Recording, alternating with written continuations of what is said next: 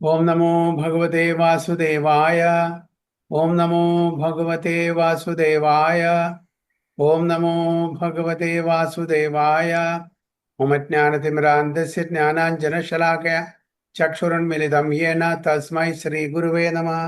श्रीचैतन्यमनोभीष्टं स्थापितं येन भूतले स्वयं रूप कदा मह्यं ददाति स्वपदान्तिकं वन्देऽहं श्रीगुरुं श्रीयुतपदकमलं श्रीगुरुं वैष्णवांश्च श्रीरूपं साग्रजातं सगणरघुनाथान्वितं तं सजीवं साद्वैतं सावधूतं परिजनसहितं कृष्णचैतन्यदेवं श्रीराधाकृष्णपादान् सगणललिता शिवशाखान्वितंश्च ये कृष्णा करुणा सिन्धु दीनबन्धो जगत्पते गोपेश गोपिका कान्त राधा कान्त नमोस्तुते। तप्त काञ्चन गौरांगी राधे वृन्दावनेश्वरी शबानु सुदे देवी प्रणमामि हरिप्रिये। वाञ्छाकल्पतरुभ्यश्च कृपा सिन्धुभ्येव च पतितानां पावनेभ्यो वैष्णवेभ्यो नमो नमः। नमः ओं विष्णुपदाय कृष्णपृष्ठाय बुधने श्रीमते भक्तिवेदान्त स्वामिनिधि नामिने नमस्ते सारस्वते देवे गौरवाणी प्रचारिणे निर्विशेष शून्यवादी पाश्चात्य देशतारिणे। जय श्री कृष्ण चैतन्य प्रभु नित्यानंद श्री अद्वैत गदाधर श्रीवासादि गौर भक्त वृंद। हरे कृष्णा कृष्ण कृष्णा हरे हरे, हरे राम राम राम हरे हरे। वैराग्य विद्या निज भक्ति योगा शिक्षार्थमेक पुरुष पुराण श्री कृष्ण चैतन्य शरीरधारी कृपाम्बुदीर्घस्तमहं प्रपद्ये। पंचतत्वात्मकं कृष्णं भक्तरूपा स्वरूपकं भक्तावतारं भक्ताख्यं नमामि भक्तशक्तिकं। जय जय श्री चैतन्य जय नित्यानंद जय अद्वैत चंद्र जय गौर भक्तवृंद। जय जय श्री चैतन्य जय नित्यानंद जय अद्वैत चंद्र जय गौर भक्त वृंद। जय जय श्री चैतन्य जय नित्यानंद जय अद्वैत चंद्र जय गौर भक्त वृंद। गुरुवे गौरचंद्राय राधिकाय तदालये कृष्णाय कृष्ण भक्ताय तद्भक्ताय नमः। हरे कृष्णा हरि ओम तत्सत्. സോ എല്ലാവർക്കും ഇന്നത്തെ ചൈതന്യ ചരിതാമൃതം ക്ലാസ്സിലേക്ക് സ്വാഗതം. എല്ലാവർക്കും എൻ്റെ വിനീതമായ പ്രണാമം. നമ്മളിന്ന് ചർച്ച ചെയ്യാൻ പോകുന്നത് ചൈതന്യ ചരിതാമൃതം മധ്യലീല 15-ാമത്തെ അധ്യായം 42-ാമത്തെ ശ്ലോകം മുതൽ. നിത്യാനന്ദാജ്ഞാദില യഹ ഗൗഡദേശേ അനർഗള പ്രേമ ഭക്തി കരിഹ പ്രകാശേ. നിത്യാനന്ദാജ്ഞാദില യഹ ഗൗഡദേശേ അനർഗള പ്രേമ ഭക്തി കരിഹ പ്രകാശേ. हरे कृष्ण. नित्यानंद आज्ञा दिला यह गौड़ा देशे अनर्गला प्रेम भक्ति कारिह प्रकाशे. हरे Krishna. Shri Chaitanya Mahaprabhu ordered Nityananda Prabhu go to Bengal and without restriction manifest devotional service to the Lord Krishna consciousness. Chaitanya Mahaprabhu എല്ലാവർക്കും ഇൻസ്ട്രക്ഷൻ കൊടുക്കുകയാണ്. അപ്പം അതിന് മുമ്പേ അദ്വൈതാചാര്യക്ക് ഇൻസ്ട്രക്ഷൻ കൊടുത്തു എല്ലാവർക്കും കൃഷ്ണപ്രേമം കൊടുക്കാൻ വേണ്ടിയിട്ട്. Even to the lowest of the mankind, even ചണ്ടാലന്മാർക്കും കൊടുക്കാൻ വേണ്ടി പറഞ്ഞു. അതായത് യാതൊരു മെറിറ്റും യാതൊരു ഗുണവും നോക്കാണ്ട് ക്വാളിറ്റി നോക്കാണ്ട് കൊടുക്കാനാണ് പറഞ്ഞത്. ഭഗവാൻ നിബന്ധന വെച്ചു, സർവധർമാൻ പരിത്യജ്യ മാമേകം ശരണം ഗജ എന്നുള്ളവർക്ക് മാത്രമേ പാപങ്ങളിൽ നിന്ന് മുക്തി കിട്ടുള്ളൂ എന്നൊക്കെ പറഞ്ഞു. ഇവിടെ ഒരു നിബന്ധനവും ഇല്ല. ചൈതന്യ മഹാപ്രഭു പറയുന്നത് തന്നെ സ്ഥാനീയ സ്ഥിതി, അതായത് ഏത് പൊസിഷനാണോ ഏത് സ്ഥിതിയിലാണോ നമ്മൾ നിൽക്കുന്നത്, ഏത് ആശ്രമത്തിലാണ് ഏത് വർണ്ണത്തിലാണ് നമ്മൾ നിൽക്കുന്നത്, അതിൽ തന്നെ നമ്മൾ കണ്ടിന്യൂ ചെയ്യണം. പക്ഷെ നമുക്ക് കൃഷ്ണഭക്തി കിട്ടും. ഇവിടെ വാരിക്കോരി കൊടുക്കാൻ വേണ്ടിയിട്ടാണ് പറയുന്നത് അദ്വൈതാചാര്യനോടും നിത്യാനന്ദ പ്രഭു. നിത്യാനന്ദ പ്രഭുവിനോട് ബംഗാളിൽ പോയിട്ട് പ്രചരിപ്പിക്കാനാണ് പറയുന്നത്. വിതൗട്ട് റെസ്ട്രിക്ഷൻ, ഒരു റെസ്ട്രിക്ഷൻ പാടില്ല, ഒരു നിബന്ധനകളും പാടില്ല, ഇഷ്ടം പോലെ കൊടുക്കണം. Manifest devotion service to the Lord Krishna consciousness. Shri Chaitanya Mahaprabhu thus ordered Nityananda Prabhu to deliver all the Bengalis to devotional service.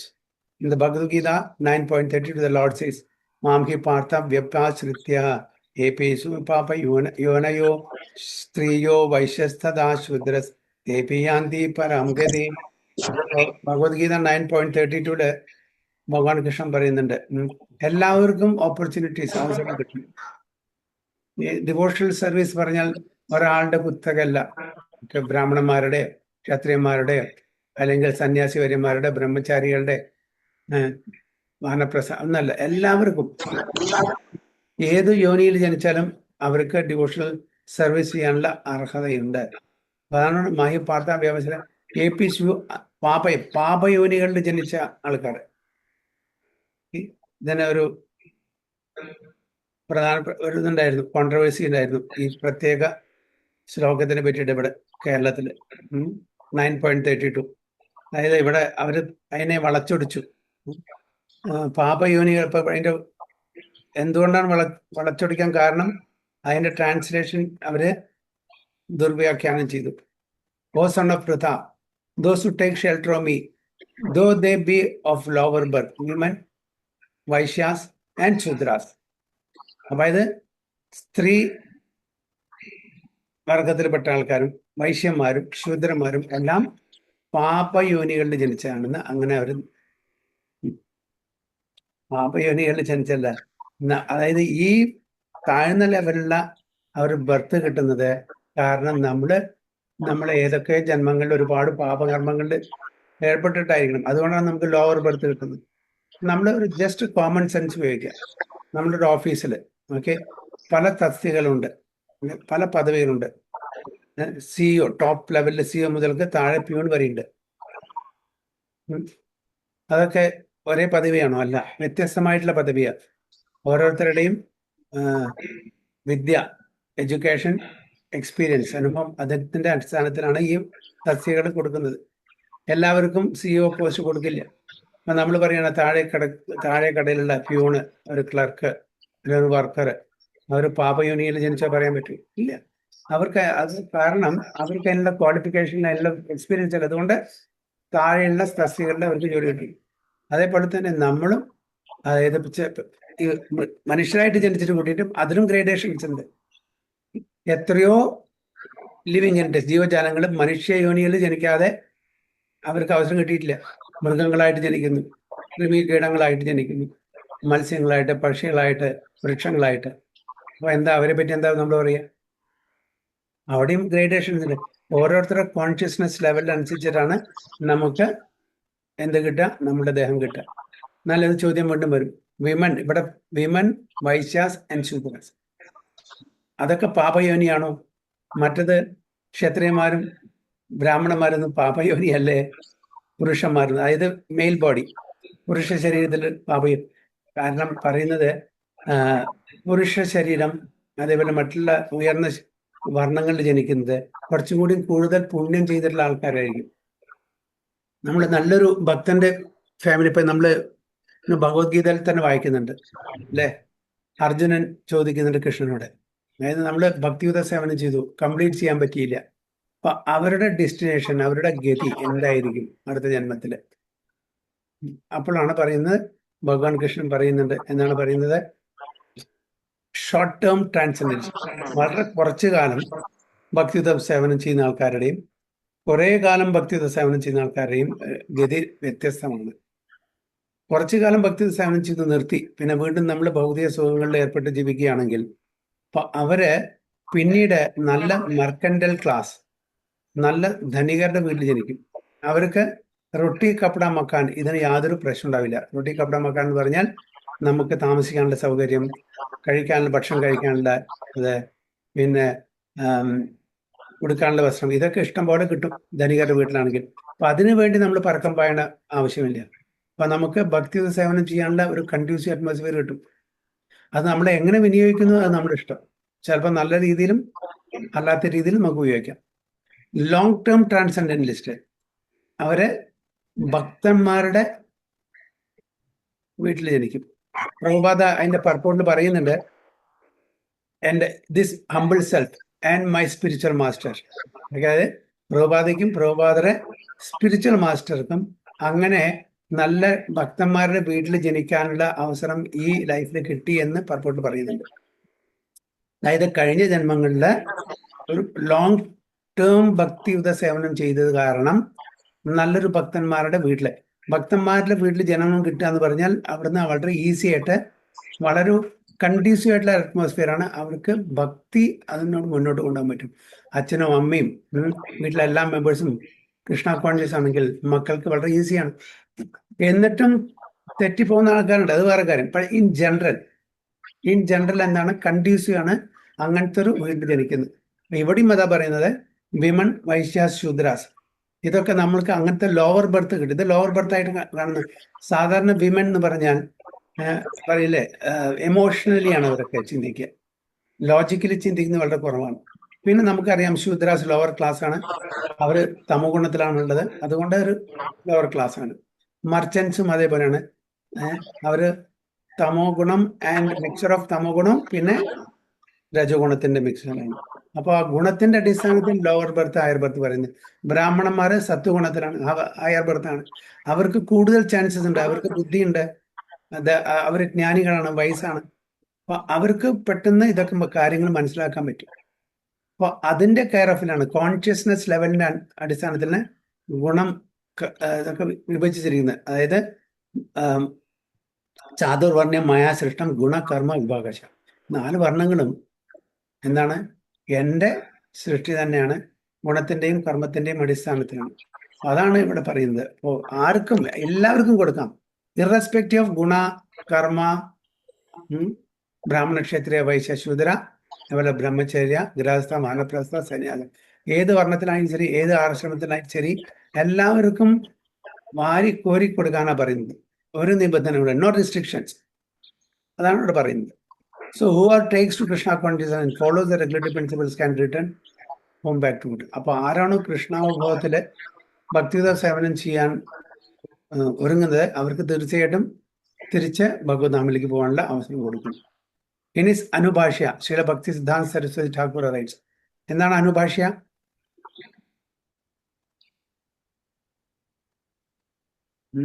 എന്താണ് അനുഭാഷ്യ? ആചാര്യന്മാരെ എഴുതിയതിന് അതിനെ കൂടുതൽ വ്യാഖ്യാനം കൊടുക്കുന്നതല്ലേ പ്രഭു? ചൈതന്യ ചരിതാമൃത കമന്ററി ചെയ്തിരിക്കുന്നതാണ് അനുഭാഷ്യ. ഭക്തിസിദ്ധാന്ത സരസ്വതി ഗോസ്വാമി മഹാരാജ് പ്രഭുപാദ തന്റെ പർപ്പോട്ടൊക്കെ ഈ അനുഭാഷ്യ അമൃത പ്രവാഹ ഭാഷ്യ, അതായത് ഭക്തി വിനോദ് ഠാക്കൂറിന്റെയാണ്. അപ്പൊ രണ്ടുപേരും ഈ ചൈതന്യ ചരിതാമൃതത്തിൽ എഴുതിയ കമന്ററി ആണത്, അനുഭാഷ്യ അമൃത പ്രവാഹ ഭാഷ, മറ്റേ ഭക്തി വിനോദ് ഠാക്കൂറിന്റെ. അപ്പൊ അവർ കമന്ററി ആണത്. അപ്പൊ അതിന്റെ ബേസിസിലാണ് ചില പ്രഭുപാദയും ഇതിന് കമന്ററി ചെയ്തിരിക്കുന്നത്. So in his Anubhashya, Srila Bhaktisiddhanta Saraswati Thakur writes, there is a class of so-called devotees called Prakrita Sahajiyas. Okay?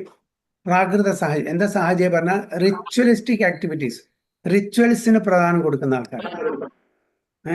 വളരെ സ്ട്രിക്റ്റ് ആയിട്ട് റിച്വൽ, പക്ഷേ സ്പിരിച്വൽ അല്ല. ഫോർ എക്സാമ്പിൾ നമ്മുടെ യജ്ഞ ബ്രാഹ്മണാസ്, ഓക്കെ, കൃഷ്ണ ബലരാമും ഗോപാലന്മാരും ഇവിടെ കളിക്കാൻ പോയി, അവിടെ യജ്ഞം നടക്കുന്നുണ്ടായിരുന്നു, ബ്രാഹ്മണന്മാർ യജ്ഞം ചെയ്യുന്നുണ്ടായിരുന്നു വിഷ്ണുവിനെ ചെയ്യാൻ വേണ്ടിയിട്ട്, പ്രീതിപ്പെടുത്താൻ വേണ്ടിയിട്ട്. അവിടെ ചെന്ന് പ്രസാദം ചോദിച്ചപ്പോൾ അവിടെ നിന്ന് ആട്ടി ഓടിച്ചു. അപ്പൊ അവർക്ക് ഭക്തിയല്ല ഇമ്പോർട്ടൻസ്, റിച്വൽസ്. നേരെ മറിച്ച് ബ്രാഹ്മണ പത്നിമാരെ സമീപിച്ചപ്പോൾ അവർ ഇഷ്ടം പോലെ പ്രസാദം കൊടുത്തു. അപ്പൊ അങ്ങനെയുള്ള സഹജീയാസ്. അപ്പൊ അതിലും പ്രാകൃതമായിട്ട്, പ്രാകൃത സാഹിത്യം പറഞ്ഞിട്ട് ആക്ച്വലി വേദ ഇത് പ്രകാരം ഉണ്ട്, അതിൽ കുറെ അഡൽട്രേഷനോ മിസ്ഇന്റർപ്രിറ്റേഷനോ ചെയ്തിട്ട് പ്രാകൃതമായിട്ടുള്ള ചില കാര്യങ്ങൾ റിച്വൽസ് നടത്തുന്നു. തമോ ഗുണത്തിലോ രജോ ഗുണത്തിലോ അങ്ങനെയുള്ള തലത്തില് നമ്മൾ റിച്വൽസ് ചെയ്യും. അപ്പൊ നമ്മൾ റിച്വൽസ് എന്ന് പറഞ്ഞാലും സത്വഗുണത്തിലായിരിക്കണം. നമ്മുടെ വേദങ്ങളിൽ പലതും പ്രതിപാദിച്ചിട്ടുണ്ടായിരിക്കും. രജോ ഗുണത്തിലുണ്ടായിരിക്കും, തമോ ഗുണത്തിലുണ്ടായിരിക്കും, അതേപോലെ സത്വഗുണത്തിലുണ്ടായിരിക്കും. ഓരോരുത്തരുടെ ലെവൽ ഓഫ് കോൺഷ്യസ്നെസ് അനുസരിച്ചിട്ട് ചില ദേവി ദേവതമാരെ പ്രീതിപ്പെടുത്താനോ, സത്വഗുണത്തിലെ ആൾക്കാരെ ആരെയും പ്രീതിപ്പെടുത്താം, വിഷ്ണുവിനെ. ഓക്കെ, ചില ആൾക്കാരും റിച്വൽസ് ചെയ്യും ദേവി ദേവതം, ചില ആൾക്കാർ തമോ ഗുണത്തിലായിരിക്കും. അപ്പൊ തമോ ഗുണത്തിൽ അവരെന്ത് ചെയ്യും? ഭൂതപ്രേത പിശാചുകളൊക്കെ പ്രാർത്ഥിക്കും, അല്ലേ? അപ്പോ അത് പ്രാകൃത സാഹചര്യാസ്. അവരും ചെയ്യുന്ന എന്താണ്?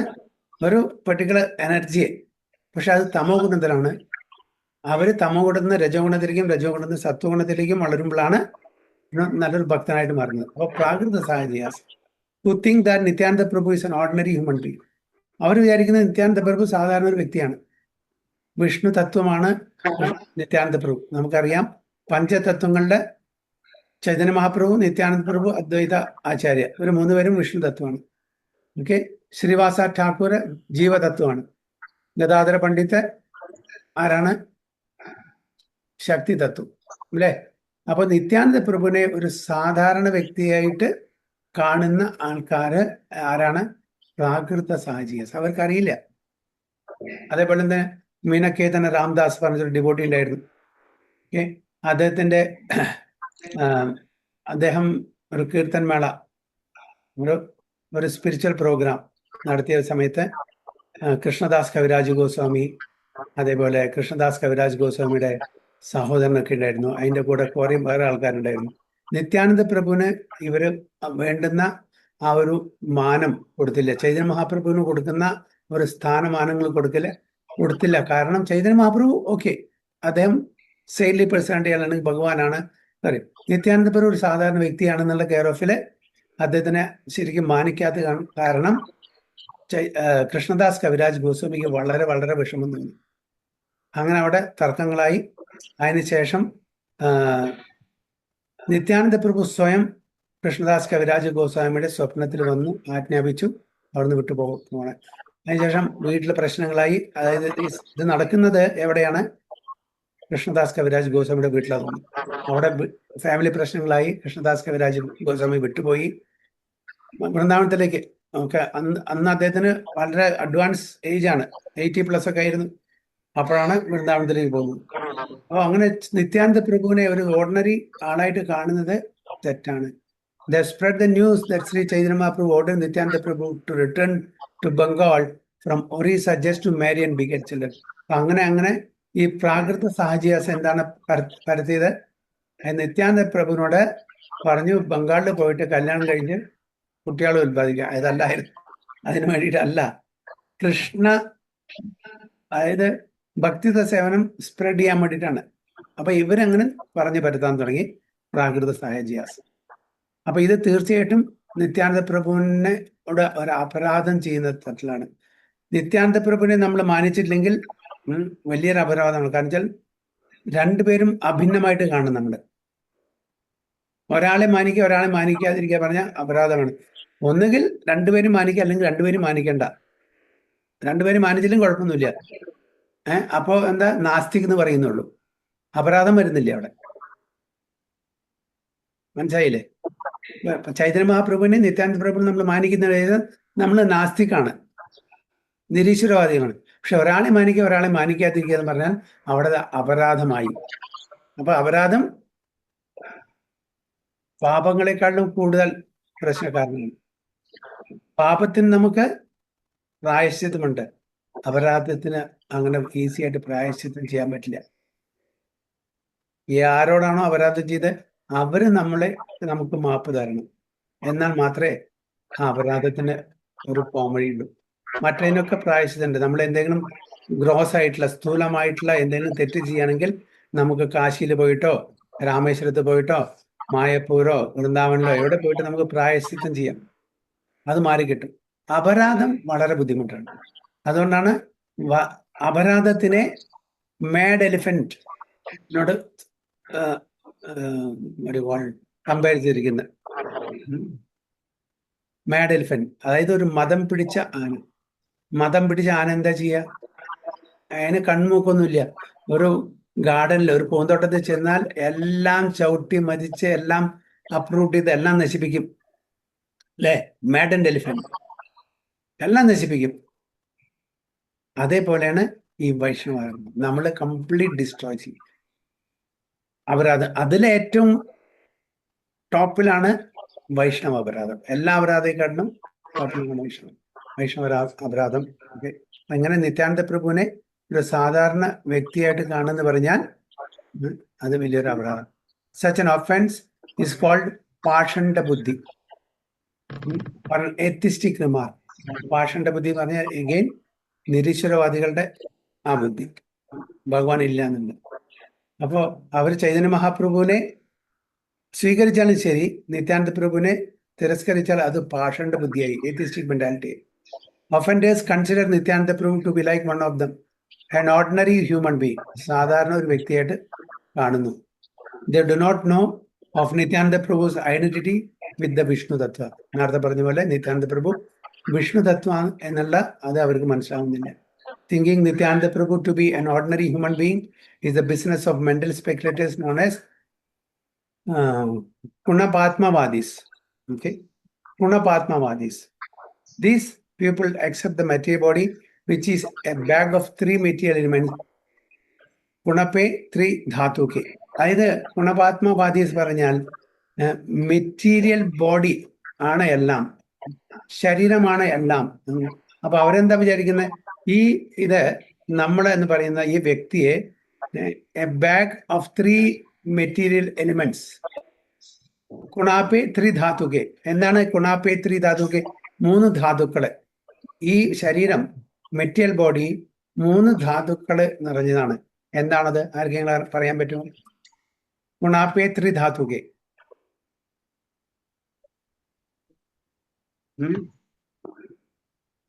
അത് ആരെങ്കിലും ശരിക്കുള്ള ഉത്തരം പറയുകയാണെങ്കിൽ ഒരു ലഡ്ഡു. ആരാ ലഡ്ഡു കൊണ്ടുപോകാൻ നോക്കട്ടെ. ശരിക്കുള്ള ഉത്തരം പറയുകയാണെങ്കിൽ ആ ഡിവോട്ടിക്ക് ഒരു ലഡ്ഡു. നോക്കട്ടെ ആരാണ് ലഡ്ഡുവിന് അർഹതയായിട്ടുള്ള നോക്കട്ടെ.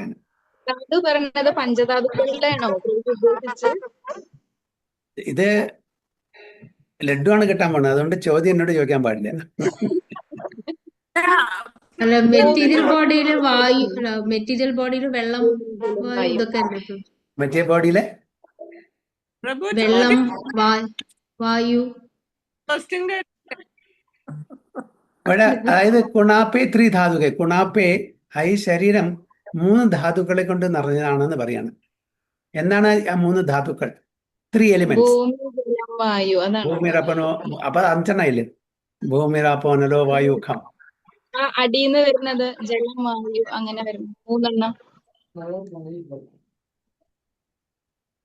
ഇവിടെ ഒരാൾ പറയുന്നത് ഫയർ, വായു, ബ്ലഡ്.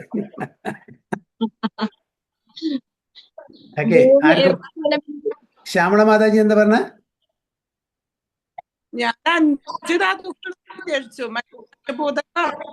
കേക്കല്ല, പഞ്ചഭൂതങ്ങളല്ല.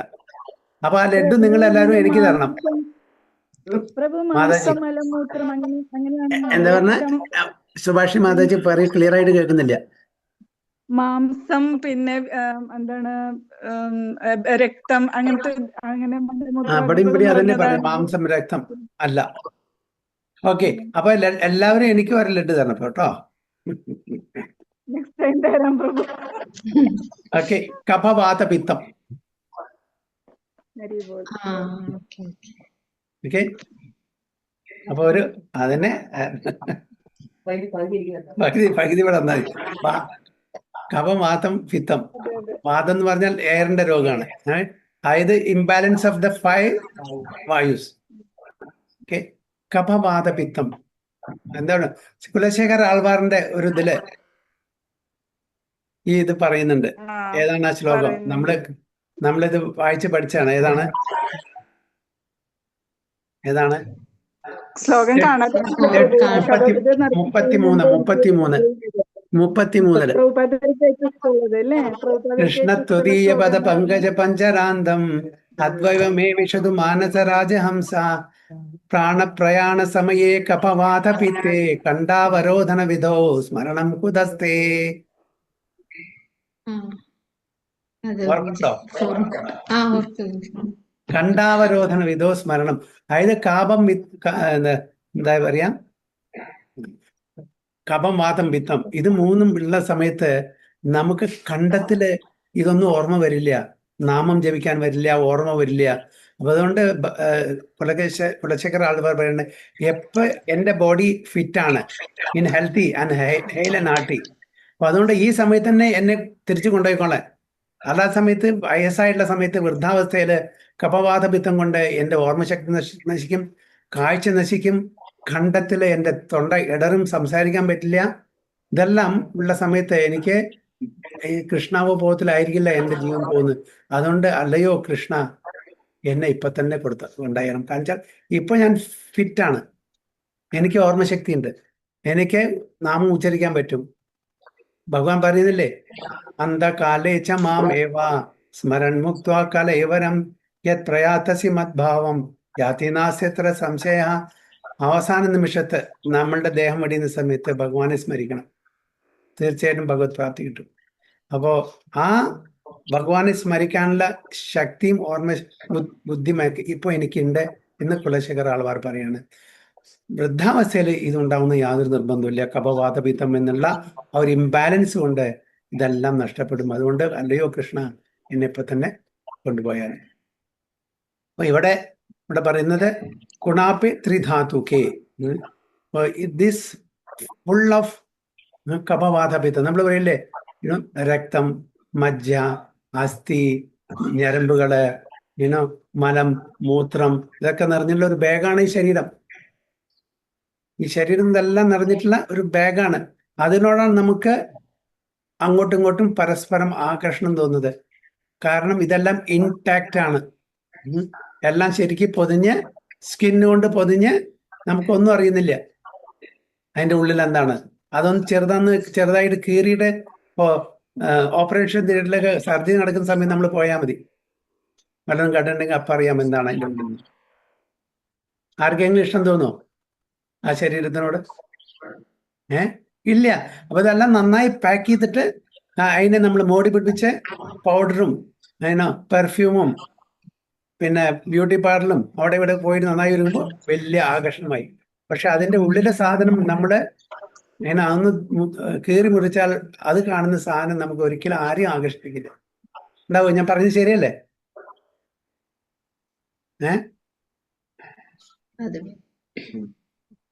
അതാണ് കാരണം.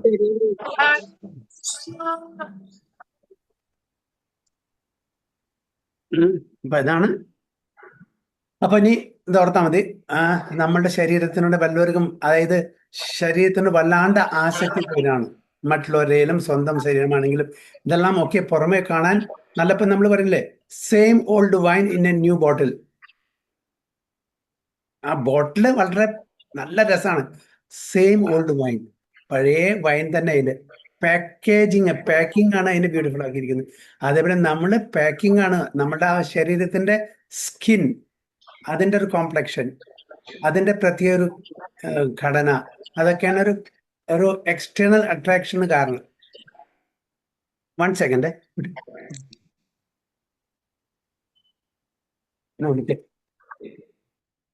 Okay, so who are things in this way is a candidate for the darkest region of. അപ്പോ അങ്ങനെ നിത്യാനന്ദ പ്രഭുവിനെ മാനിക്കാത്ത ആൾക്കാരെ എന്താണ്, a candidate for the darkest regions of hell. ഹെല്ലും പലതരത്തിലുണ്ട്. ഹെലിഷ് റീജിയനും അതിലും ഗ്രേഡേഷൻ ABCD അങ്ങനെ ഡിഫറൻസ് ഗ്രേഡ് സെൽസ് ഉണ്ട്. അപ്പൊ അതിൽ ഏറ്റവും താഴ്ന്ന ഇതിലേക്ക് ഡാർക്കസ്റ്റ് റീജിയൻ, അന്ധകാരത്തിന്റെ ആ ഒരു ഇതിലേക്കായിരിക്കും പോകുന്നത്. Those who hanker after women and money, who are self-interested and have the mentality of merchants, can certainly discover many things with their fertile brains and speak against the authorized revealing. പ്രഭാത use ചെയ്യുന്ന ഓരോ വാക്കുകളും മുത്തുകളാണ്. അവിടെ എന്താ എഴുതിയിരിക്കുന്നത്? Those who hanker after women and money. അതായത് women എന്ന് പറഞ്ഞാൽ അത് ഓപ്പോസിറ്റ് സെക്സ് ആയിട്ട് വിചാരിച്ചാൽ മതി. ഓൺലി സ്ത്രീകളല്ല, സ്ത്രീകൾ പുരുഷന്മാരെയും പുരുഷന്മാരും സ്ത്രീകളെയും. അതിനും പണം, ധനത്തിന് വേണ്ടിയിട്ട് ആഗ്രഹിക്കുന്ന ആൾക്കാരെ, and have A mentality of themselves. അതായത് കച്ചവടം. അവർക്ക് കച്ചവടക്കാരെന്താണ്? അവർക്ക് പ്രോഫിറ്റ് കിട്ടണം, അത്രേ ഉള്ളൂ, വേറെ ഒന്നുമില്ല. Can certainly discover many things. അങ്ങനത്തെ ആൾക്കാർക്ക് അവരുടെ ആ ശൈത്താനി ഫാക്ടറിയിൽ ഒരുപാട് പ്രൊഡക്ഷൻ ഉണ്ടായിരിക്കും. Certainly discover many things with a fertile brains. അവരുടെ ബ്രെയിൻസ് എങ്ങനെയായിരിക്കും? ഫെർട്ടിലിറ്റി എന്ന് പറഞ്ഞാൽ നല്ല പശമയുള്ള കൂറുള്ള ഇതായിരിക്കും. അവരെന്താ ചെയ്യുക? They will speak against the authorized revealed scriptures. So beautiful. അവര് നമ്മളുടെ റിവീൽഡ് സ്ക്രിപ്റ്റേഴ്സിന്റെ വിപരീതമായിട്ടുള്ള കാര്യങ്ങളെ പറഞ്ഞു കൊടുക്കും. So they also engage in some money making business to cheat innocent people, and they try to support their business programmes by making such offensive statement. അപ്പൊ അങ്ങനത്തെ ആൾക്കാരാണ് നമ്മളുടെ വേദങ്ങളുടെ നമ്മളുടെ സ്ക്രിപ്റ്റേഴ്സിന്റെ വിപരീതമായിട്ടുള്ള കാര്യങ്ങൾ മുന്നോട്ട് കൊണ്ടുവരുന്നത്. So actually Nityananda Prabhu, being the expansion of Sri Chaitanya Mahaprabhu, is the most beneficent incarnation. No one should consider him as an ordinary human being or an entity like the Prajapatis. അപ്പോൾ എന്താണ് who were ordered by Brahma to increase in even ഒരു സാധാരണ മനുഷ്യരെ പോലെ അല്ലെങ്കിൽ even Prajapati പോലെ കാണാം. എന്താ പ്രജാപതി? ബ്രഹ്മാവ് ഓരോരുത്തർക്ക് ഓരോ ദൗത്യം കൊടുത്തിട്ടുണ്ട്. എന്തിനാണ്? To increase generation. അതായത് ലിവിങ് എൻറ്റിറ്റീസിന്റെ ഉൽപാദനം, അതാണ് പ്രജാപതീസ്. അപ്പോ ആദ്യം ഇവരൊക്കെ ഉണ്ടാക്കി സനത് കുമാരന്മാരെ അതിന് വഴങ്ങിയില്ല, ബ്രഹ്മാവ് പറഞ്ഞു കേട്ടില്ല. പിന്നെ 10 സേജസ് ഉണ്ടാക്കി, അങ്കീര, നാരദ മുനി, അങ്ങനെ തുടങ്ങിയിട്ടുള്ള 10 സേജസ് അവർക്കും ചെയ്യാൻ പറ്റും. അപ്പൊ അതിനുശേഷം ആദ്യം രുദ്രനെ ഉണ്ടാക്കി. രുദ്രൻ അവര് ആരെ സൃഷ്ടിക്കാൻ തുടങ്ങി? തുടക്കത്തില് ആദ്യം സനത് കുമാരന്മാർ സ്റ്റേജിൽ അവർ ബ്രഹ്മചാരിയാണ്. എനിക്ക് നിങ്ങളുടെ ഈ മെറ്റീരിയൽ എൻഡേങ്കിൾമെന്റ് ആവശ്യമില്ല, ഞങ്ങള് ഈശ്വര സാക്ഷാത്കാരത്തിന് പോകാറുണ്ട്. അവരോട്ട് പോയി. ബ്രഹ്മാവിന് ദേഷ്യം വന്നപ്പോ ഫോർഹെഡ് നെറ്റിയിൽ നിന്ന് ആര് ഉത്ഭവിച്ചു? ആരാണ് ഉത്ഭവിച്ചത്? രുദ്രൻ. അപ്പൊ രുദ്രൻ എന്ത് ചെയ്തു? ഭൂതപ്രേത പിശാചുക്കളെയൊക്കെ സൃഷ്ടിക്കാൻ തുടങ്ങി. അപ്പൊ പറഞ്ഞു, പിന്നെ ആ ഭൂതപ്രേത പിശാചുക്കൾ ബ്രഹ്മാവിന്റെയും ശിവന്റെ പിന്നാലെ ഓടാൻ പോയി, അവരെ വിഴുങ്ങാൻ വേണ്ടിയിട്ട്. അപ്പോഴാണ് ബ്രഹ്മ നിർത്ത്, ഇത് ഡിസ്ട്രക്ഷൻ അല്ല, ഡിസൊല്യൂഷൻ അല്ല, സംഹാരമല്ല, ഇത് ക്രിയേഷൻ സ്റ്റാർട്ട് ചെയ്യാണ്. ഇപ്പൊ അവരുടെ ആവശ്യമൊന്നുമില്ല, അവരുടെ നിർത്താൻ പറഞ്ഞു.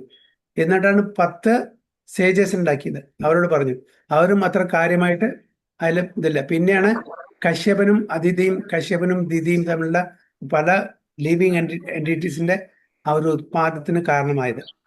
അപ്പോ ഇവരൊക്കെ പ്രജാപതീസും കൂടി അവരോടും തുല്യപ്പെടുത്താൻ പറ്റില്ല എന്ന് പറയുന്നത് ആരെ? Nityananda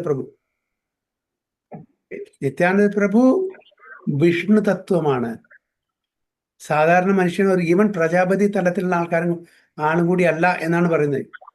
being or an entity like the Prajapatis who are ordered by Brahma to increase generation.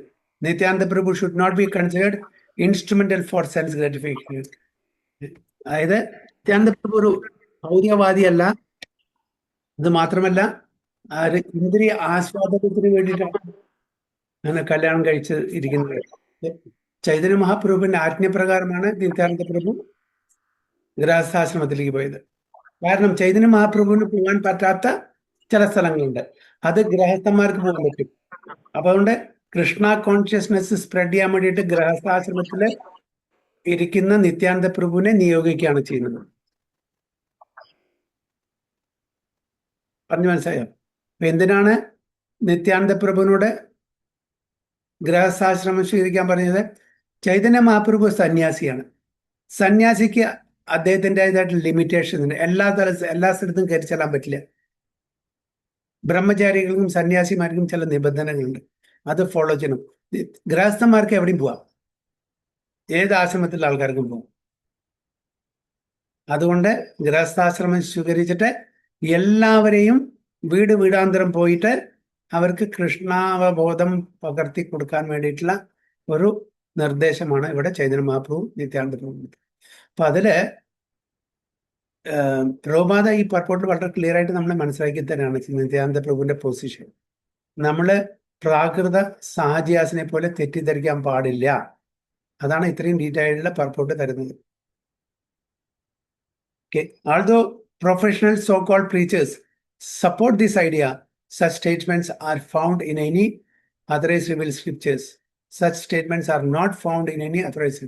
അപ്പൊ ഇങ്ങനെ ഒരുപാട് ഐഡിയാസ് ഇങ്ങനത്തെ സോ കോൾഡ് പ്രൊഫഷണൽ പ്രീച്ചേഴ്സ്, ഭക്തന്മാരല്ല, പ്രൊഫഷണൽ പ്രീച്ചേഴ്സ് ഇങ്ങനത്തെ ഐഡിയ ഒക്കെ മുന്നോട്ട് വയ്ക്കും. അവരുടെ ആ ഫെർട്ടൈൽ ബ്രെയിനിൽ ഉദിക്കുന്നത്, അവരുടെ ശൈത്താനി എന്താ പറയുക, ബ്രെയിനിൽ ഉദിക്കുന്ന പല ഐഡിയകളും അവർ മുന്നോട്ട് വയ്ക്കും. അത് നമ്മൾ ഫോളോ ചെയ്യാൻ പാടില്ല എന്നാണ് പറയുന്നത്. Actually, there is no support for these statements made by Sahajiyas or other professional distributors of Krishna Bhakti. Okay, so Hare Krishna. So അടുത്തത് 43. रामदास गदाधरा आदि कथा जाने, तुम्हारा सहाय लागी दिलो तुम्हारा साने। रामदास गदाधरा आदि कथा जाने, तुम्हारा सहाय लागी दिलो तुम्हारा साने.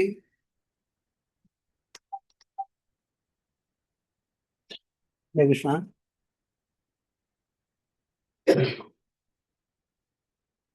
മൈക്കും हरे कृष्णा. रामदास गदाधर आदि कदा जाने, तुम्हारा सहाय लागी दिलु तुम्हारा साने. हरे कृष्ണ പ്രഭു. കേൾക്കുന്നുണ്ടോ പ്രഭു? Okay, Hare Krishna.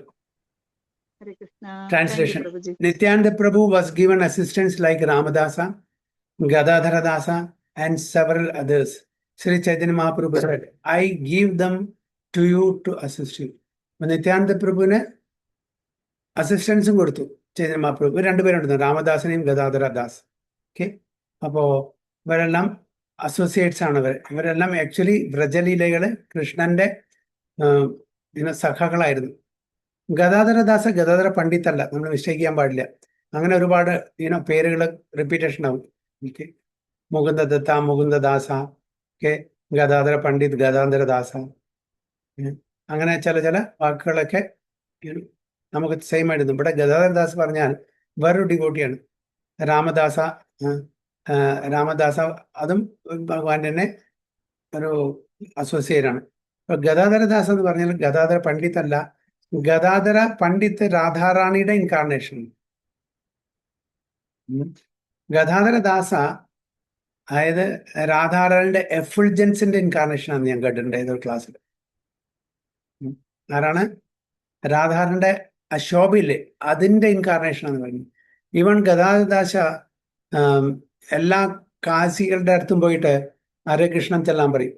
അവരെയൊക്കെ എല്ലാവരെയും, കാശി എന്ന് പറഞ്ഞാൽ അവരെല്ലാം മുസ്ലിംസ് ആണ് അന്നത്തെ കാലത്ത് അല്ലേ, അവരൊക്കെ അടുത്ത് പോയിട്ട് ഹരേ കൃഷ്ണ മന്ത്രം ചെല്ലാൻ പറയും. അവർക്ക് കാരണം ഇദ്ദേഹത്തിന്റെ ആ ശോഭ കാണുമ്പോൾ, ഇദ്ദേഹത്തിന്റെ ആ ഒരു വിനമ്രത കാണുമ്പോൾ എത്ര ദേഷ്യമുള്ള മുസ്ലിം ആൾക്കാരാണെങ്കിലും അവര് ഇദ്ദേഹം പറഞ്ഞു കേൾക്കും.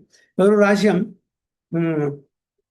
കാശിക്ക് ദേഷ്യം വന്നിട്ട് അവരുടെ മൃദംഗം, മ്യൂസിക്കൽ ഇൻസ്ട്രുമെന്റ്സ്, അതായത് കീർത്തനം ചെയ്യുന്ന മൃദംഗം, കർത്താല്, ആ കാര്യങ്ങളൊക്കെ തല്ലി ഒക്കെ പൊട്ടിച്ചപ്പോ ഗദാധരദാസിന് വളരെ ദേഷ്യം വന്നിട്ട് എല്ലാവരും കൂടി ചോദിക്കാൻ പോയി.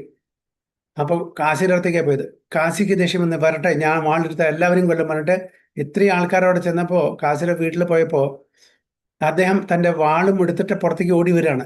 പുറത്തേക്ക് ഓടി വന്ന് ഈ ഗദാധരദാസിനെ കണ്ടപ്പോൾ അദ്ദേഹം പെട്ടെന്ന് മാറി.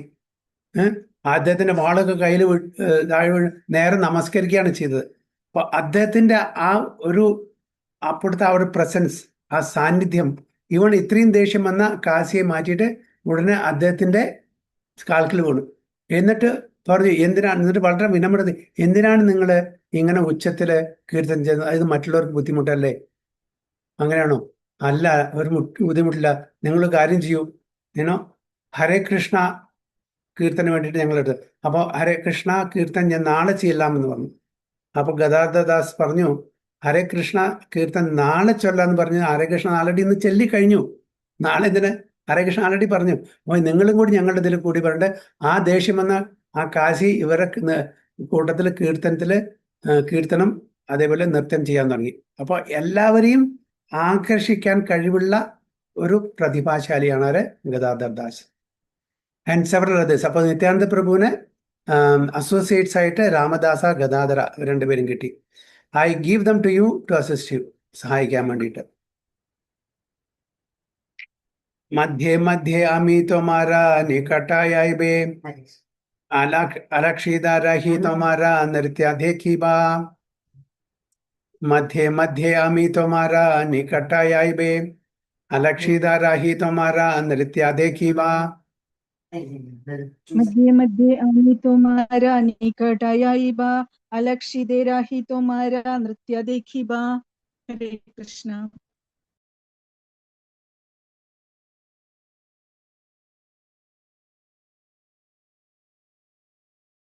പ്രഭു മ്യൂട്ടാണ് കേൾക്കുന്നില്ല. സോറി.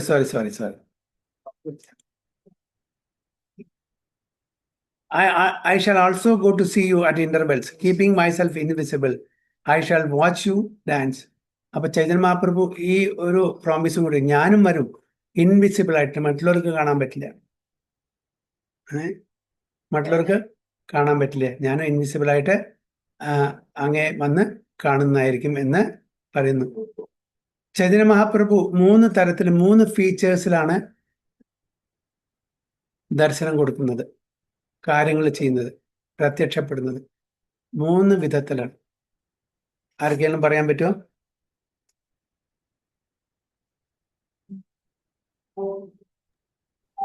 ഒന്ന് പ്രകാശലീലയാണോ പ്രഭുജി? പ്രകാശലീല. ഒരു മിനിറ്റ് കേട്ടോ, ഒരു മിനിറ്റ്. പ്രകാശലീല 3 ഫീച്ചേഴ്സിലാണ്, 3 ആസ്പെക്ട്സ് ഓർ 3 വിധത്തിലാണ് ചൈതന്യ മഹാപ്രഭു ഭക്തന്മാർക്ക് വാട്ട് യു കോൾ ദർശനം കൊടുക്കുന്നത്. 3 തരത്തില് ഞാൻ പറഞ്ഞുതരാം. സാക്ഷാത്, ആവേശ, ആവിർഭാവം. ഇന്നലെ ഞാൻ ക്ലാസ്സിൽ പറഞ്ഞത് ഓർക്കുന്നുണ്ടോ സുഭാഷി മാതാജി? സുഭാഷി മാതാജി ഉണ്ടായിരുന്നില്ല ഇന്നലെ ക്ലാസ്സിൽ അല്ലേ? Okay right. ഞാൻ ഇന്നലെ ക്ലാസ്സിലുണ്ടായിരുന്നില്ല പ്രഭു. ഓക്കെ ഉണ്ടായിരുന്നു. അപ്പൊ സാക്ഷാത് അർച്ചാവിഗ്രഹമായിട്ട് അങ്ങനെയാണോ പ്രഭു? എന്താ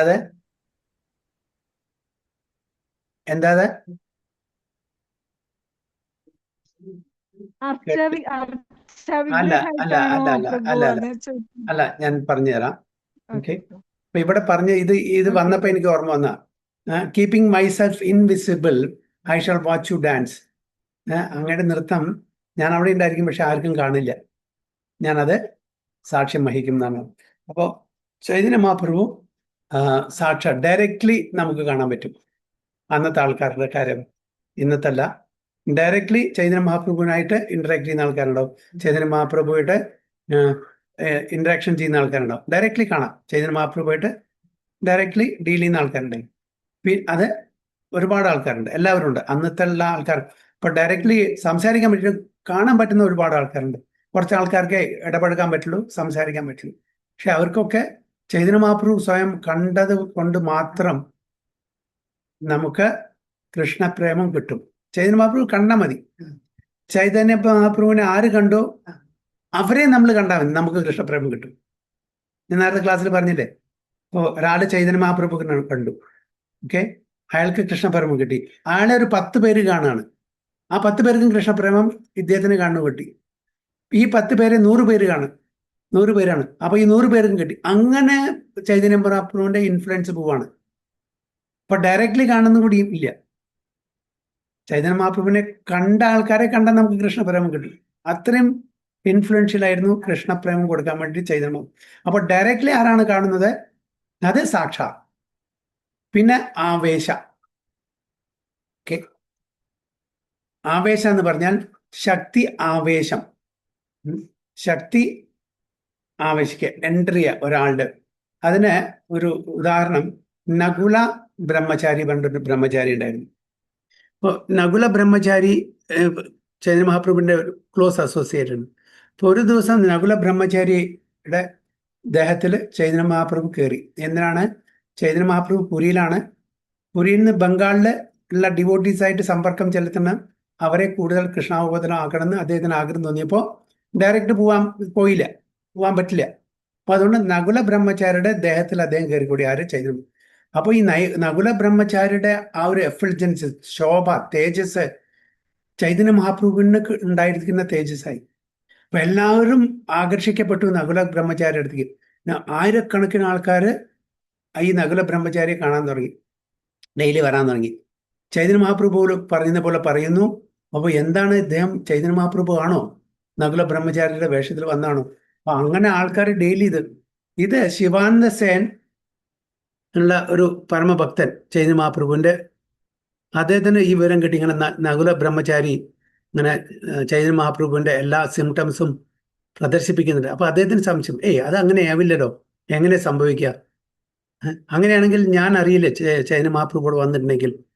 അപ്പൊ എനിക്കൊന്ന് ടെസ്റ്റ് ചെയ്യണം പറഞ്ഞിട്ട് അദ്ദേഹത്തിന്റെ വീട്ടിൽ പോവാണ്. അപ്പോൾ ദൂരെ ഇരിക്കുകയാണ്. ദൂരെ ഇരിക്കുമ്പോൾ നകുല ബ്രഹ്മചാരി മനസ്സിലാക്കുന്നു, അതായത് ചൈതന്യ മഹാപ്രഭു മനസ്സിലാക്കുന്നു, നകുല ബ്രഹ്മചാരിയുടെ ശരീരത്തിൽ നിന്നിട്ട് ശിവാനന്ദ സേൻ വന്നിട്ട്. അപ്പോൾ ചൈതന്യ മഹാപ്രഭു തീർച്ചയായിട്ടും അദ്ദേഹത്തിന്റെ ശരീരത്തിൽ ആവേശിച്ചിട്ടുണ്ടെങ്കിൽ ഞാൻ ഇവിടെ വന്നത് അദ്ദേഹത്തിന് അറിയും. അപ്പൊ എന്നെ വിളിക്കും. അപ്പൊ ഒന്ന് ടെസ്റ്റ് ചെയ്യട്ടെ പറഞ്ഞിട്ട് ദൂരെ ഇരിക്കുകയാണ്. അപ്പോൾ ഈ നകുല ബ്രഹ്മചാരി അവിടെയുള്ള 2 ഭക്തന്മാരെ വിളിച്ചു പറഞ്ഞു, ശിവാനന്ദ സേൻ ഇവിടെ വന്നിട്ടുണ്ട്, വളരെ ദൂരെ ഇരിക്കണേ, അദ്ദേഹത്തിന് വിളിച്ചു കൊണ്ടുവരാൻ വേണ്ടി പറഞ്ഞു. അപ്പോൾ ഈ 2 പേരും അവിടെ ചെന്നിട്ട് ദൂരെ പോയിട്ട് കുറെ അവിടെ ഇവിടെ പോയിട്ട് ആരാണ് ശിവാനന്ദ സേൻ ചോദിച്ചിട്ട് അദ്ദേഹത്തിന് വിളിച്ചുകൊണ്ട്. അപ്പോൾ അദ്ദേഹത്തിന് മനസ്സിലായി ഇത് ചെയ്ത്. അപ്പോഴും ഡൗട്ട്, ഇപ്പൊ എന്നെ അറിയുന്ന പല ആൾക്കാരും ഉണ്ട് നവദ്വീപില്, അതേപോലെ ഇദ്ദേഹം അറിയുമായിരിക്കും, അതുകൊണ്ട് എന്നെ വിളിച്ചതായിരിക്കും ചിലപ്പോൾ. അപ്പോൾ ഒരു ടെസ്റ്റും കൂടി ചെയ്യാൻ തുടങ്ങി. ഓക്കെ, ഞാൻ ഒരു സേക്രഡ് മന്ത്രം ചൊല്ലുന്നുണ്ട്.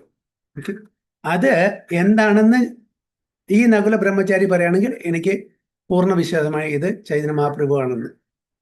അപ്പൊ തന്നെ നകുല ബ്രഹ്മചാരി ഒന്ന് പുഞ്ചിരിച്ചു എന്ന് പറഞ്ഞു, 4 സിലബിളുള്ള 4 സിലബിളുള്ള ഒരു മന്ത്രമാണ് ഞാൻ ചൊല്ലുന്നത്, അതെന്താണ്? അപ്പൊ ഉടനെ പറഞ്ഞു ഗൗരാംഗ. ഗൗരാംഗ എന്ന് ആ 4 സിലബിളുള്ള സേക്രഡ് മന്ത്രമാണ്. അങ്ങനെ ഈ ഗൗരാംഗ മന്ത്രം എത്രയോ കാലമായിട്ട്, ഗൗരാംഗ മഹാപ്രഭു വരുന്നതിന് മുമ്പ് തന്നെ ഈ ഗൗരാംഗ മന്ത്രം ചെല്ലുന്ന ആൾക്കാരുണ്ട്. ആരൊക്കെയാണ് അറിയോ? ഗൗരാംഗ മഹാപ്രഭു പ്രത്യക്ഷപ്പെടുന്നതിന് മുമ്പ് തന്നെ ഈ ഗൗരാംഗ മഹാമന്ത്രം ഉണ്ട്. ആരൊക്കെ അദ്വൈതാചാര്യരാണോ പ്രഭു? അല്ല അല്ല അല്ല, നിത്യാനന്ദ പ്രഭു. ബ്രഹ്മാവ് ചൊല്ലിയിട്ടുണ്ട്, ശിവൻ, സീമന്തിരി പാർവതി ദേവി, സുവർണസേൻ, ഇന്ദ്രൻ, ഇവരൊക്കെ ചൊല്ലിയിട്ടുണ്ട്. ചൈതന്യ മഹാപ്രഭു അവതരിക്കുന്നതിന് മുമ്പ് ഗൗരാംഗ മന്ത്രം ചെല്ലാൻ വേണ്ടിയിട്ട് അവർക്ക് ഇൻസ്ട്രക്ഷൻ കിട്ടിയിട്ടുണ്ട്. ഇന്ദ്രനൊക്കെ. ഇന്ദ്രൻ എന്താ പറയുക, എന്ത് ലീല? നമ്മളുടെ ഗോവർദ്ധൻ ലീലയ്ക്ക് ശേഷം ഇവിടെ നവദ്വീപിൽ വന്നിട്ടുണ്ട് സുരഭിയായിട്ട്. എന്നിട്ട് അവിടെ തപസ് ചെയ്യുന്നുണ്ട്. അവിടെ അന്ന് സുവർണസേൻ പറഞ്ഞിട്ട് ഒരു രാജാവായിരുന്നു സത്യയുഗത്തില്, ആ രാജാവ്. പിന്നീട് ആ രാജാവ് ഇവിടെ ചൈതന്യ മഹാപ്രഭു ലീല ആരായിട്ടാണ് വരുന്നത്? ബുദ്ധിമന്ദാഖാനം അങ്ങനെയായിട്ട് വരുന്നത്. ഒരു മിനിറ്റ് കേട്ടോ, ഒരു മിനിറ്റ്.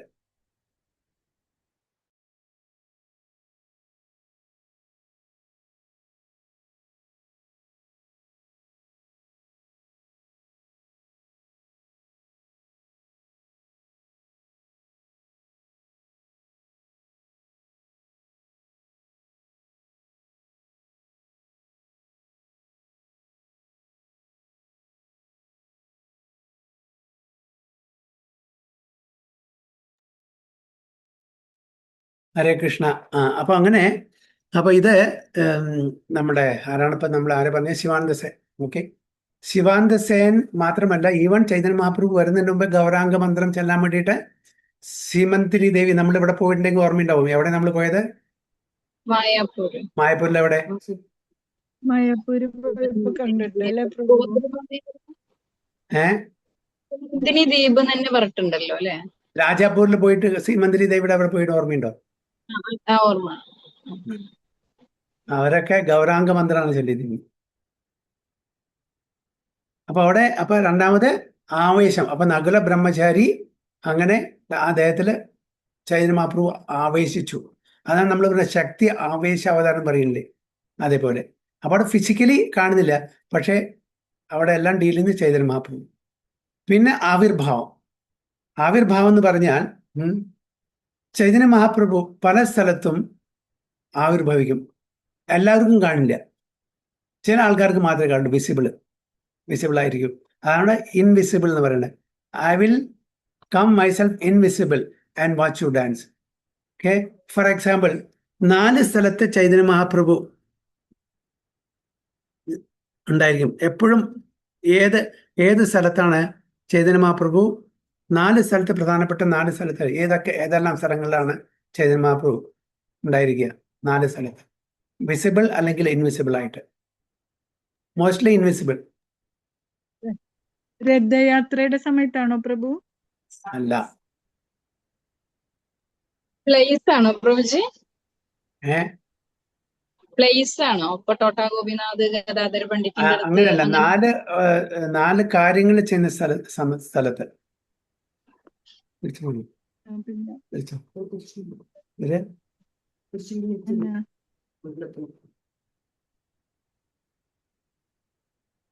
ഒന്ന് സച്ചിമാത ഭോഗം ഉണ്ടാക്കിയിട്ട് ഓഫർ ചെയ്യുന്ന സമയത്ത് സച്ചിമാത എപ്പോഴൊക്കെ ഭോഗം ഓഫർ ചെയ്യുന്നോ അപ്പൊക്കെ ചൈതന്യ മഹാപ്രഭു വന്ന് ആ ഭോഗം ഓണർ ചെയ്യും. സച്ചിമാത ഭോഗം ഓഫർ ചെയ്തിട്ട് ക്ലോസ് ചെയ്ത് കട്ടൻ ക്ലോസ് ചെയ്ത് അത് എടുക്കാൻ വേണ്ടി പോകുമ്പോൾ പ്ലേറ്റ് ചിലപ്പോൾ കാലിയാവും. എന്നിട്ടും സച്ചിമാത സംശയം, ഞാൻ ഭോഗം ഓഫർ ചെയ്തില്ലേ, ഞാനൊരു ഇൻടോക്സിക്കേഷനിലാണോ, ഇല്യൂഷനിലാണല്ലോ, ഹലൂസിനേഷനിലോ, എന്നിട്ട് വീണ്ടും ഭോഗം ഉണ്ടാക്കിയിട്ട് വീണ്ടും ഓഫർ ചെയ്യും.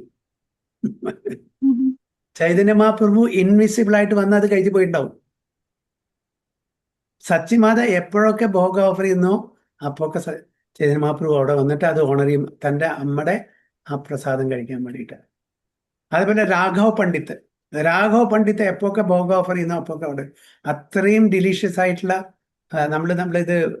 നമ്മൾ വായിച്ചു കഴിഞ്ഞു അതൊക്കെ അല്ലേ? വായിച്ചു കഴിഞ്ഞു രാഘവ പണ്ഡിതൻ അല്ലേ? ഒരുപാട് ഡിഷസ് ഒക്കെ ഉണ്ടാക്കിയിട്ട് വായിച്ചില്ലേ? പേരുകളൊക്കെ വെച്ചിട്ടുണ്ട്, പേരുകളൊക്കെ പറയുന്നുണ്ടായിരുന്നു. ഒരുപാട് പേരുകളൊക്കെ രാഘവ പണ്ഡിത്തിന്റെ. പിന്നെ ജഗന്നാഥിലേക്ക് പോണ സമയത്ത് ഒരുപാട് ഐറ്റംസ് ഉണ്ടാക്കി കൊണ്ടുവന്ന്. സ്ഥലം ഒന്ന് പറഞ്ഞു തരുമോ പുരിയിലത്തെ രാഘവ പണ്ഡിറ്റിന്റെ? അദ്ദേഹം ആദ്യമായിട്ട് കാണുന്നത് നമ്മുടെ അതിൽ വരുന്നത് പാനിഹട്ടി ഫെസ്റ്റിവൽ, പുരിയിലല്ല. പുരിയിൽ പോണ സമയത്ത് ഇദ്ദേഹം ഒരുപാട് ഐറ്റംസ് ഒക്കെ ലോഡ് കണക്കില് അത് ഉടനെ കൺസ്യൂം ചെയ്യാതെ ഉടനെ കഴിക്കാനുള്ളത്, പിന്നെ മാസങ്ങൾക്ക് ശേഷം ഒരു കൊല്ലങ്ങളൊക്കെ ഷെൽഫ് ലൈഫുള്ള പ്രസാദം കൊണ്ടേ കൊടുക്കും ചൈതന്യ മഹാപ്രഭു. പിന്നെ പാനിഹട്ടി ഫെസ്റ്റിവൽ കഴിഞ്ഞ ശേഷം അന്ന് രാത്രി രാഘവ പണ്ഡിത്തിന്റെ വീട്ടിലാണ് ചൈതന്യ മഹാപ്രഭു ചൈതന്യ മഹാപ്രഭുവിനെ ഇതിന് വിളിച്ചത്, നിത്യാനന്ദ പ്രഭുവിനൊക്കെ പ്രസാദം കഴിക്കാൻ വേണ്ടി. അന്ന് വിഭവ സമൃദ്ധമായിട്ടുള്ള ഒരു ഇത് കൊടുക്കണ്ടായി. അപ്പൊ അങ്ങനെ പ്രസാദത്തിന് വളരെ ഇമ്പോർട്ടൻസ് നമ്മുടെ ചൈതന്യ ചരിതാമൃതത്തിൽ കാണാം. ഒരുപാട് ഡിഷസിന്റെ പേരുകൾ നമുക്ക് വായിക്കാൻ പറ്റും. അപ്പോൾ അങ്ങനെ രാഘവ പണ്ഡിത്ത് എപ്പോഴൊക്കെ പ്രസാദം ഓഫർ ചെയ്യുന്നുണ്ട് അവിടെ ചൈതന്യ മഹാപ്രഭു ഇൻവിസിബിൾ ആയിട്ട് എത്തും, ആവിർഭാവം. ഓക്കെ. ഈ രാഘവ പണ്ഡിറ്റ് അപ്പൊ നവദ്വീപിലാണോ അതോ മായപ്പൂരോ? അല്ല നവദ്വീപിലാണോ മായപ്പൂരും ഒക്കെ നവദ്വീപ് തന്നെ. പക്ഷെ പുരിയിലെല്ലാ 4 മാസം എല്ലാ കൊല്ലത്തിലും പുരിയിലുള്ള സമയത്ത് ഇവരെല്ലാം പൊട്ടി പോകും. അപ്പോൾ രാഘവ പണ്ഡിത്താണ് ഈ പ്രധാനപ്പെട്ട എല്ലാ ഭോഗ ഐറ്റംസ്, അതായത് ഇമ്മീഡിയറ്റ് ആയിട്ട് കൺസ്യൂം ചെയ്യേണ്ടത്, പിന്നെ കുറച്ച് മാസം ഷെൽഫ് ലൈഫുള്ളത് അല്ലെങ്കിൽ കൊല്ലങ്ങളോളം ഷെൽഫ് ലൈഫുള്ള അച്ചാറ് കാര്യങ്ങൾ അങ്ങനത്തെ കാര്യങ്ങളൊക്കെ ഉണ്ടാക്കിയിട്ട് കൊടുത്തേക്കും, ചാക്കായിട്ട്. അതൊക്കെ എന്നിട്ട് ചൈതന്യ മഹാപ്രഭുവിന്റെ ഗോവിന്ദ അസിസ്റ്റൻസ്, ഗോവിന്ദനും സ്വരൂപ ദാമോദർ ഗോസ്വാമിയും എല്ലാം അത് പ്രിസർവ് ചെയ്തേക്കും, വേണ്ടുന്ന സമയത്ത് എടുത്തു കൊടുക്കും. അങ്ങനെയായിരുന്നു രാഘവ പണ്ഡിറ്റ്. അപ്പൊ അദ്ദേഹത്തിന് വലിയ കാര്യമാണ്. പിന്നെ നിത്യാനന്ദ പ്രഭു എവിടെയെല്ലാം കീർത്തനം ഡാൻസും ചെയ്യുന്ന അപ്പൊ ചൈതന്യ മഹാപ്രഭു ഇൻവിസിബിൾ ആയിട്ട് അദ്ദേഹത്തിന്റെ കൂടെ എപ്പോഴും ഉണ്ടായിരിക്കും. അതേപോലെ തന്നെ ചിദാദേഹി